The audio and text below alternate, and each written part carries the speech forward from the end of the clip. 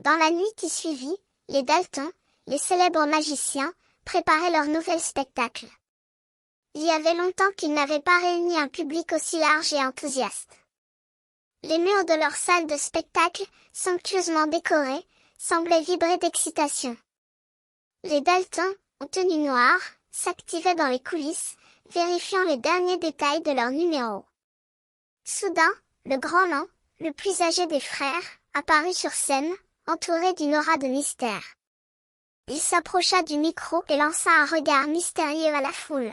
« Nous allons faire disparaître les pénitenciers, déclara-t-il, sa voix grave et profonde. La salle fut prise d'un énorme tapage de rires et de murmures. Les spectateurs secouaient la tête, incrédules. « C'est impossible, criaient-ils. Mais les Dalton ne se laissaient pas démonter. Le grand nain tourna son attention vers un petit chien qui se tenait à ses côtés. « Il est stupide, mais il est le témoin de nos pouvoirs, expliqua-t-il, en caressant l'animal. » Soudain, les lumières de la salle s'assombrirent et le public fut plongé dans une ambiance sombre. Les Dalton sortirent des coulisses, armés de leurs baguettes magiques. « Nous allons faire disparaître les pénitenciers, » répéta le grand nain, cette fois-ci avec une sérieuse conviction. La magie commença. Les Dalton commencèrent à faire des gestes mystérieux, leurs baguettes dansant dans les airs. Les spectateurs échangeaient des regards étonnés. Les Dalton semblaient faire réellement disparaître les pénitenciers, comme par magie. Puis, le grand nain s'approcha de la foule et lança un regard provocateur.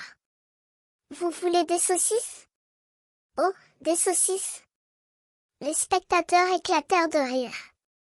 Les Dalton leur offraient un spectacle unique, un mélange de magie et de humour. Mais la magie, c'est un jeu dangereux. Les Dalton devaient maintenant faire disparaître le chien, pour que le public n'ait pas trop de mal à comprendre les illusions. « Il me faut un public, pas de magie sans public, » expliqua le grand nain.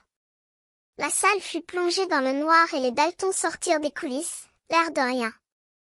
Mais le chien, mystérieusement, avait disparu.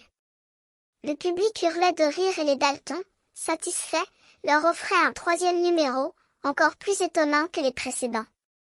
En fin de compte, les Dalton avaient réussi à faire disparaître les pénitenciers, et même le chien. Mais c'était-il vraiment magie?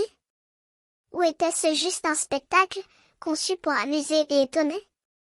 Les spectateurs en discutaient encore, longtemps après la fin du spectacle, sous les étoiles, en évitant de trop réfléchir à la nature réelle de la magie.